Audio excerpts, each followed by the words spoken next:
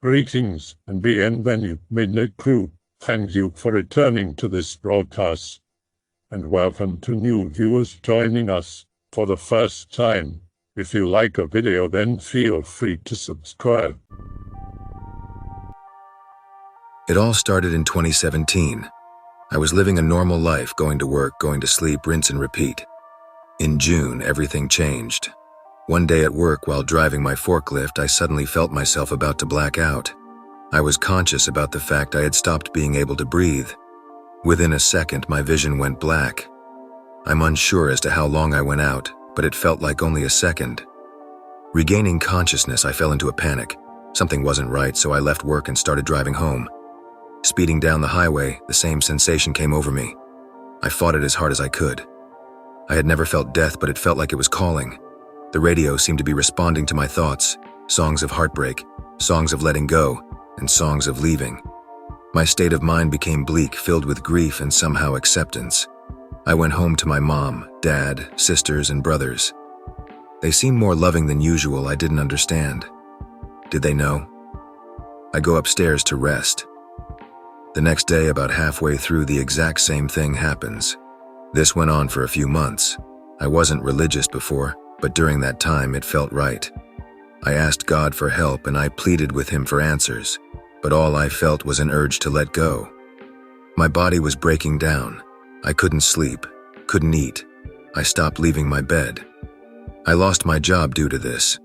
In late 2017, I had enough and wanted my life back.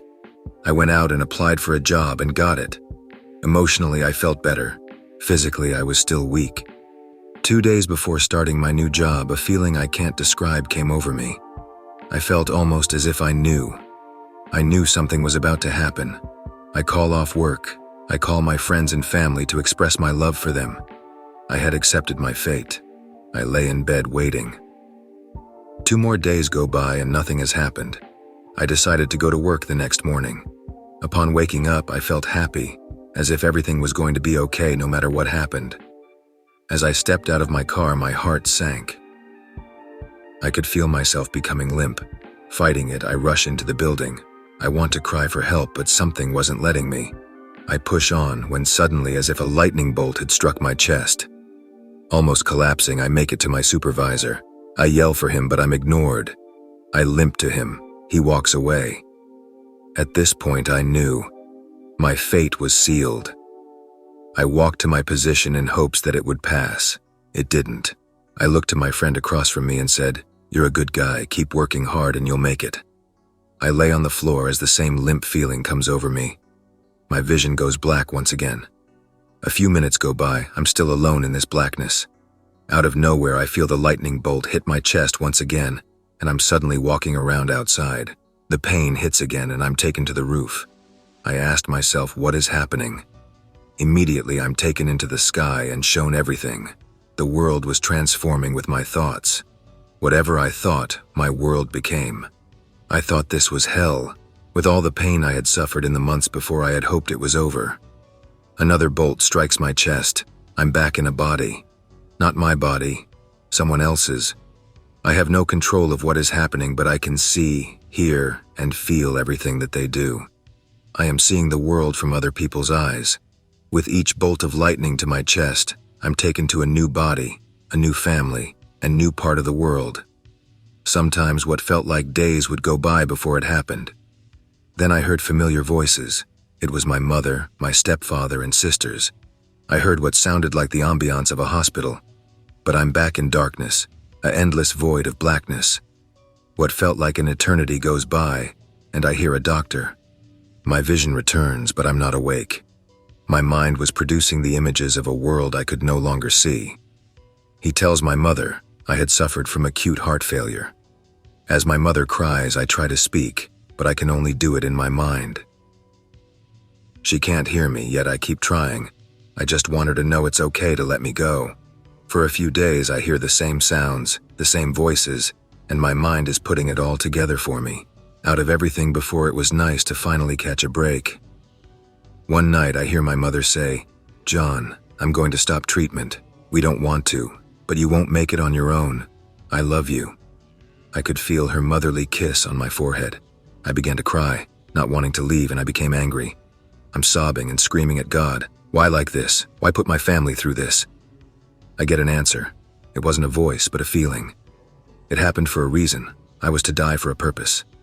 Accepting what was happening, I said to myself, all right, might as well see what happens. It can't get any worse. As I uttered my final word, I was taken out of my body. I see my family around me. Doctors observing from the door. My mother is pulling the plug. I feel the bolt of lightning hit me one last time. Suddenly there was no pain, no feeling of having a body. Absolutely nothing but thought and vision. In silence, a cloud-like tunnel forms on the ceiling above. I was being pulled in. I'm looking around at my family, and as I enter the tunnel, I hear one last cry from my youngest sister. I love you, Bubby, I'll see you again. In the tunnel, the most intense feeling of love filled me, whatever I was, and I gained a body of light. I'm able to walk around, so I do. As I begin to walk towards the light, my grandfather appears. I scream joyfully, Papa! I run to hug him. I can feel myself crying tears of joy. I've missed you, I say. Embraced by my father figure, I begin to feel more arms. They are family. I'm looking around, and it's people that have passed before me. It's a big family reunion. We continue walking towards the light, and my grandmother appears in front of me. With her hand on my heart, she says, I know, it's not your time. You have a purpose back home. Follow me. She takes me into the light. I woke up, I'm in my bed. My dog jumps on me and begins to lick my face. I'm filled with joy, but also confusion. What in the fuck just happened? Were my first words. I look around my room. I have no idea how I got here. I stand up. I feel great. I've never felt better, to be honest. I walk downstairs and see my mom. I break down in tears and hug her. She asks, "What's wrong, hun?" "Nothing, Mom, I just love you," I say. I go back to my room to try and process what is happening. I have no memory of the day before, no memory of the week before, no memory at all other than what I've experienced. I call my job, but I don't work there. I look at the calendar on my phone. It's June again. I pause. I have no words to this day that can describe that moment. A few days go by and I still feel great. I applied to the job I was working at before the whole experience. I start work and everything goes great. One night in early November, I had a dream. It felt like before when I was seeing the world through others' eyes. I was at a Thanksgiving dinner. Whoever I was had a good life, good family, good food. Another week goes by and I continue to have dreams like this.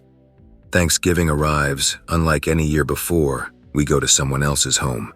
It's my stepfather's family. I had never been there, but it looked so familiar. We sit down and I see him.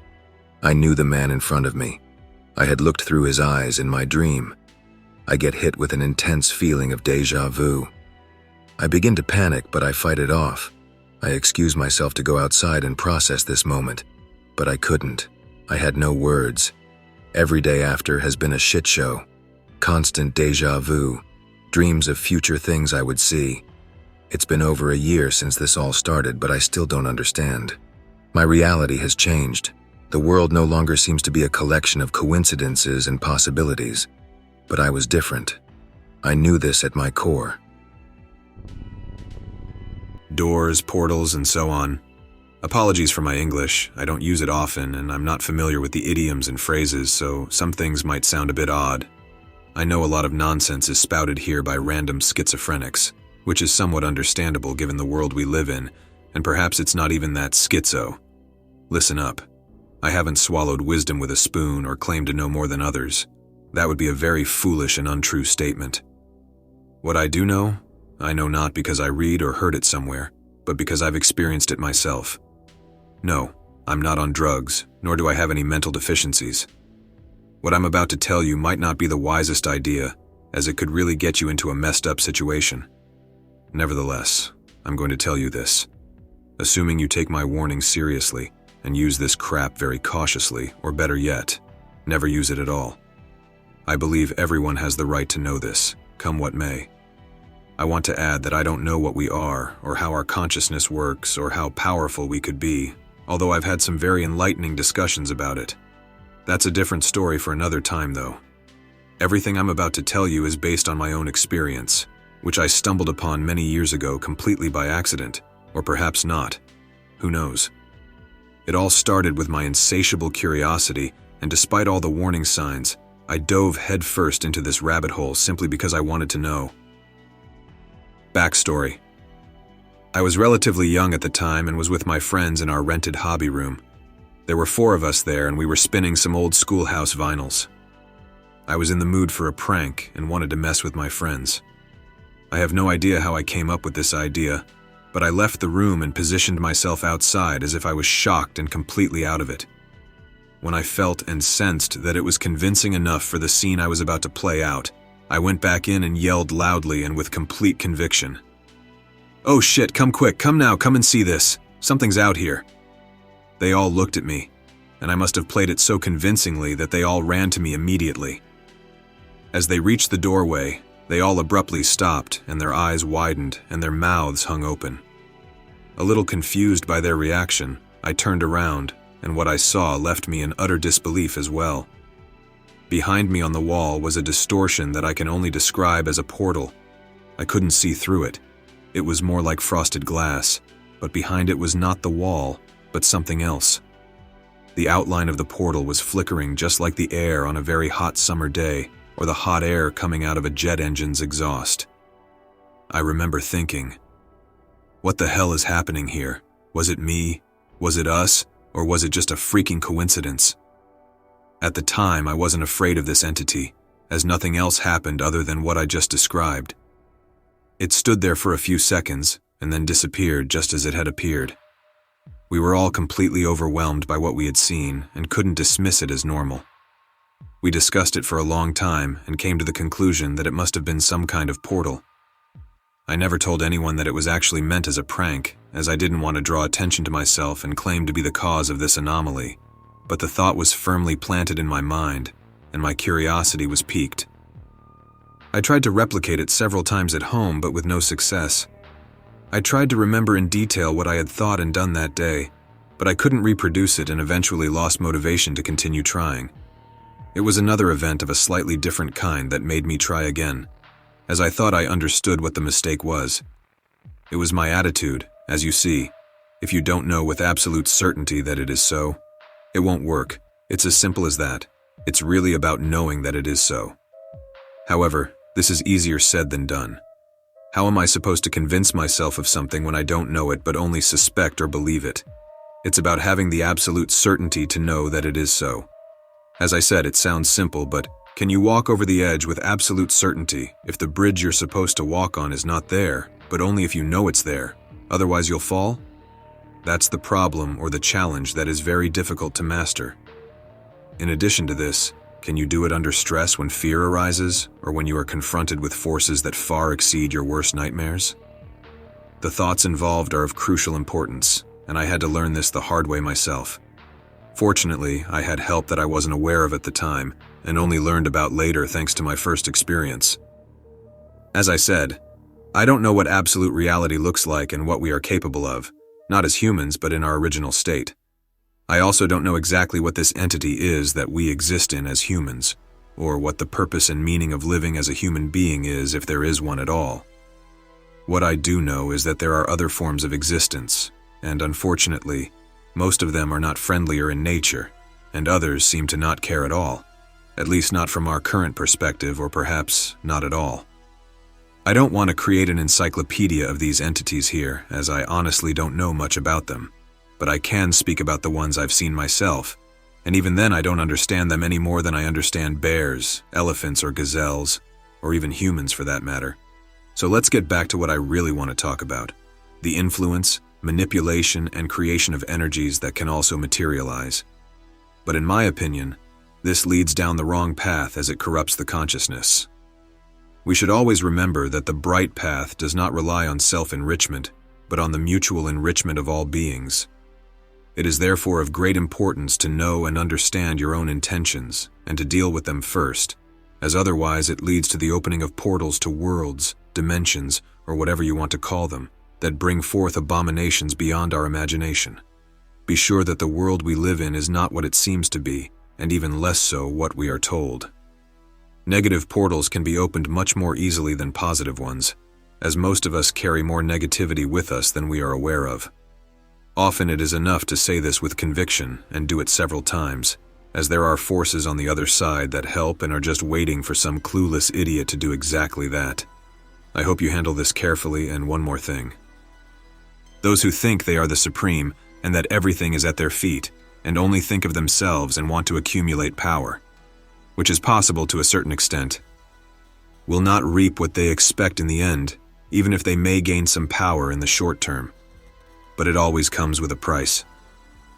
Dude, you were most likely looking at a simple aspect of alien technology.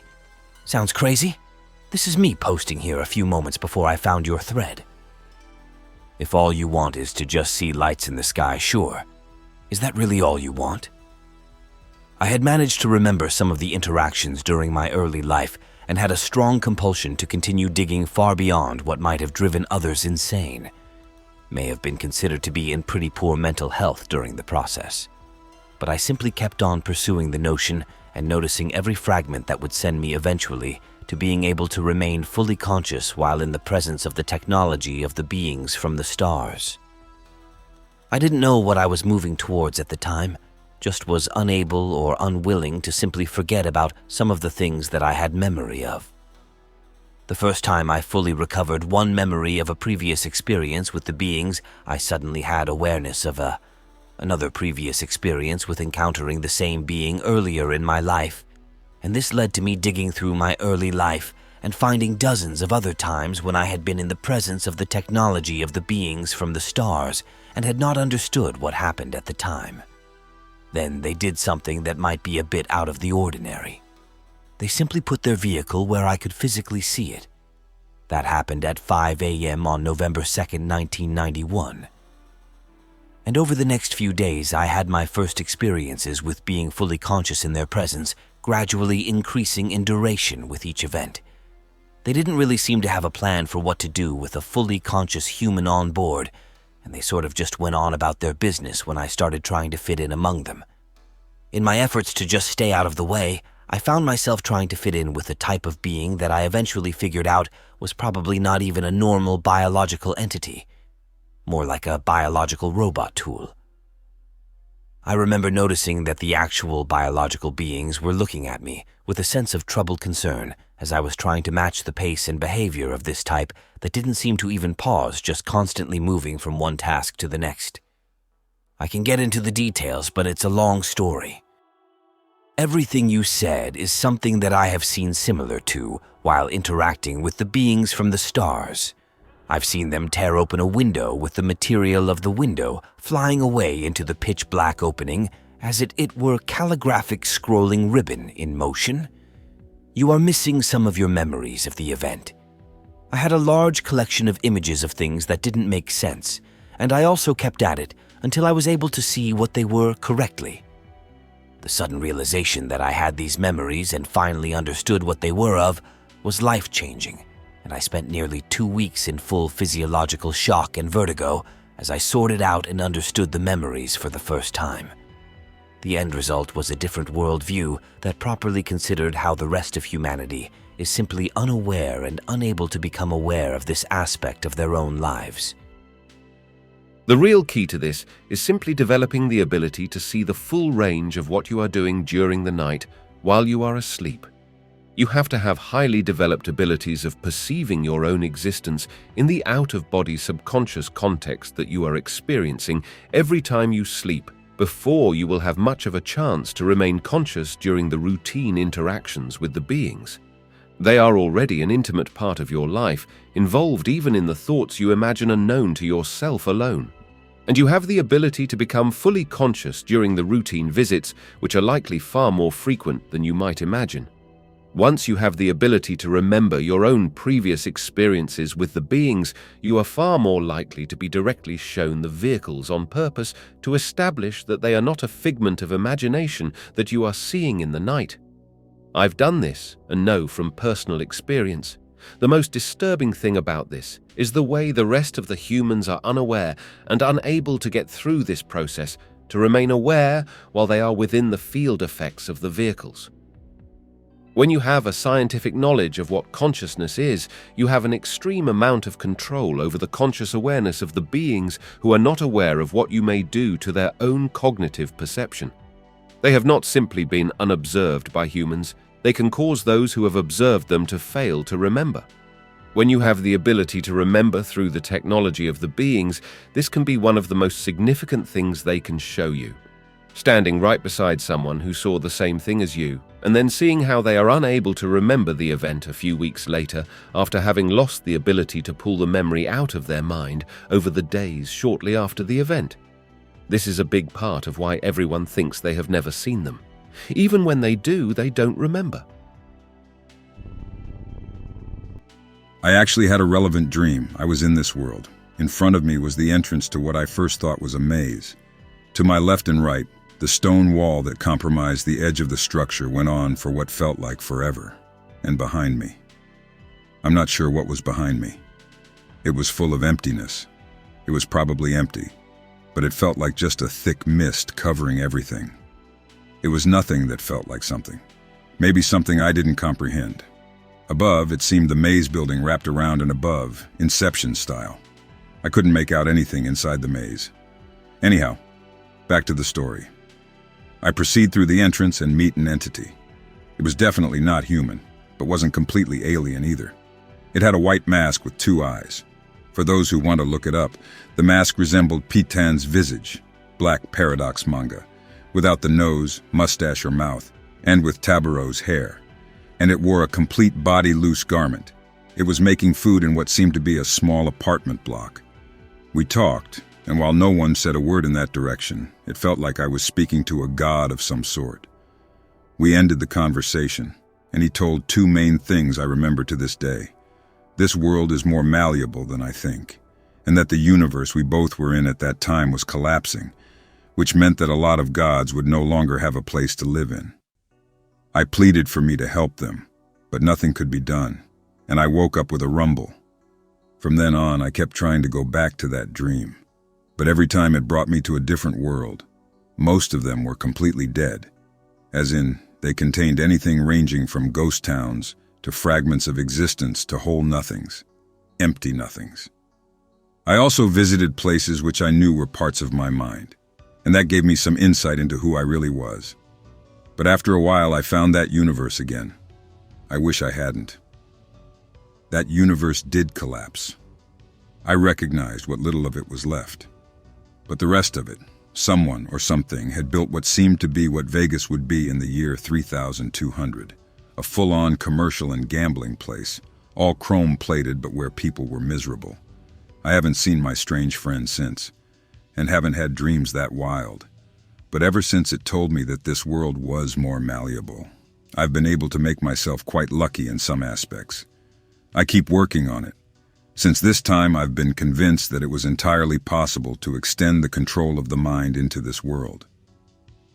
The big problem with the many worlds theory is the fact it would mean there are infinite realities. And I don't just mean realities where your life forks off into 2 alternatives. Like a world where you never met that girl or some shit. I mean, it would even have to go down to an atomic level. A world where literally everything is the exact same, except one single atom.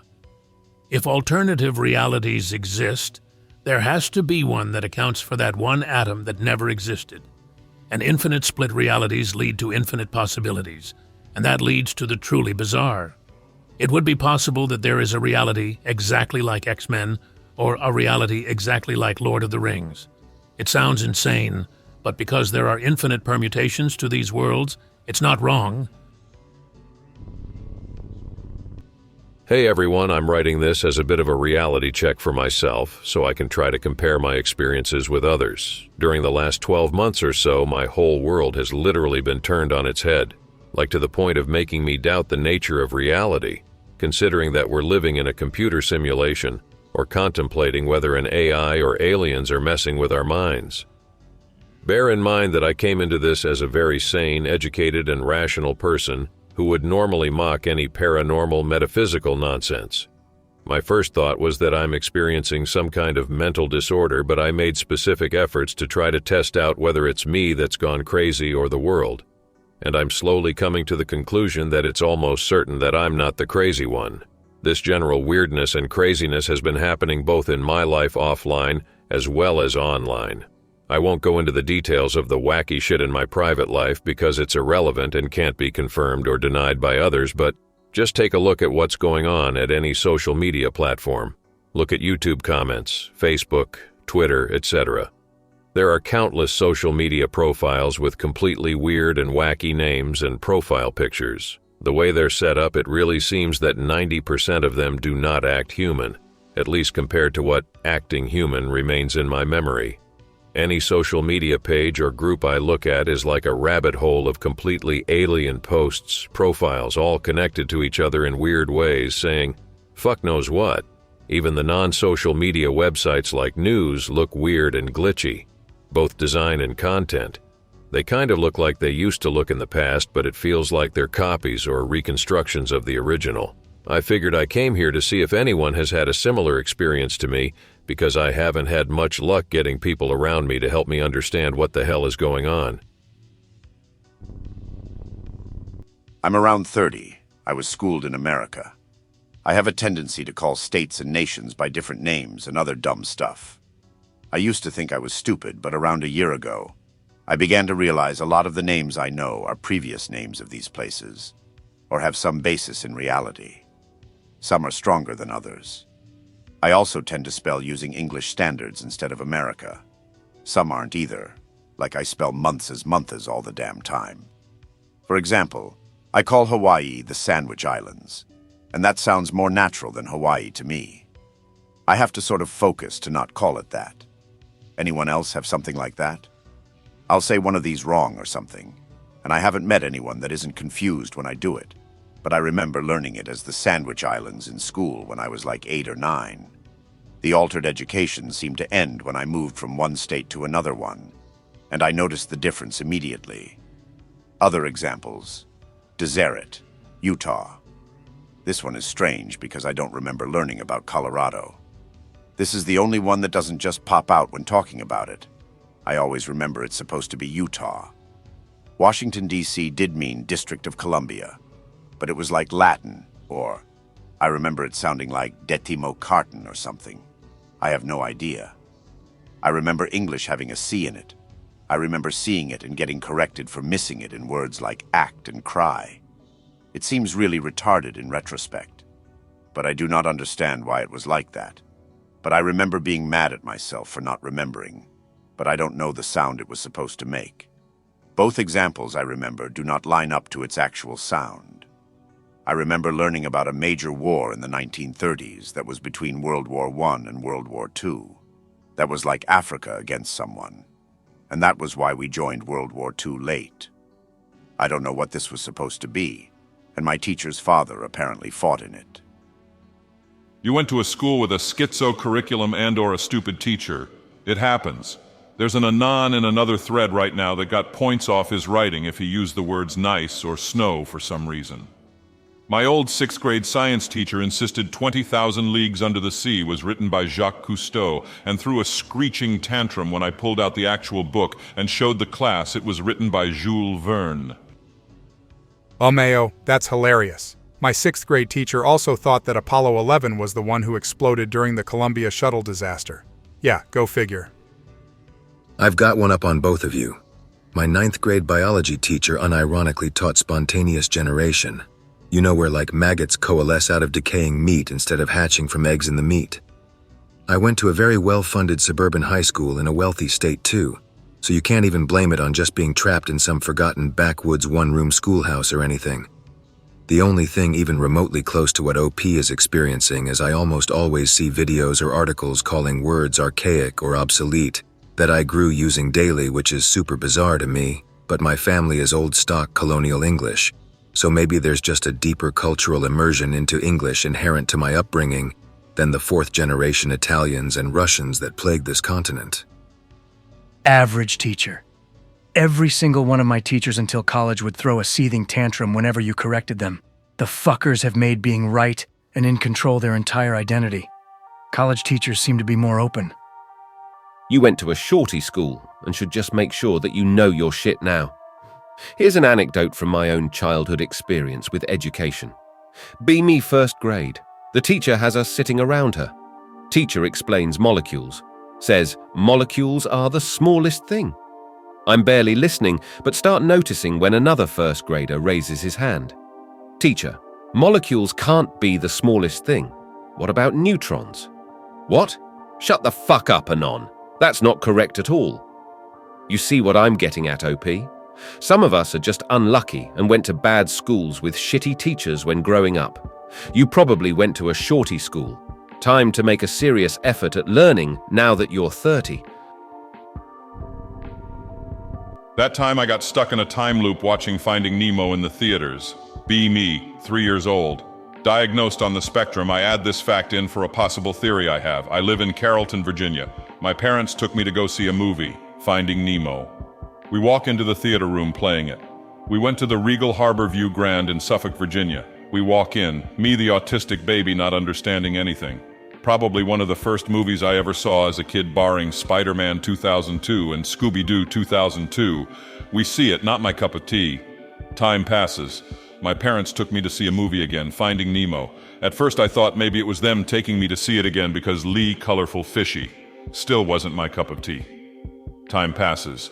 My parents take me to see another movie. It's Finding Nemo, concern.jpg. Why are my parents taking me here? I don't even want to be here. I hate this movie.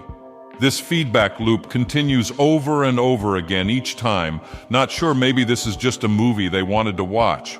I can't remember how many times this happened or why.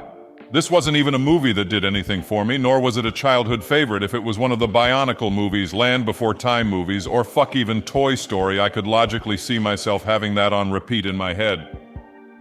Time passes.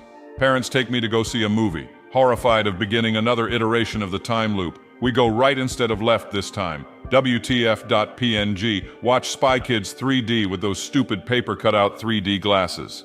Salvation came to me in the form of some 3D glasses. I think an entire year passes and my family brought home Finding Nemo on DVD. Fuck FindingNemo.jpg. I hope that you enjoyed tonight's broadcast.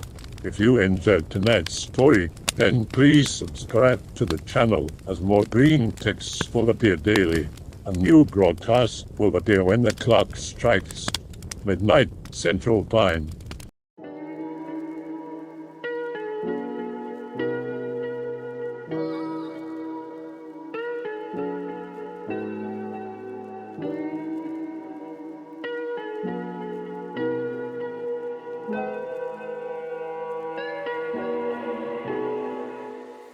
Remember to check the Odyssey and Rumble pages for separate archives of previous broadcasts.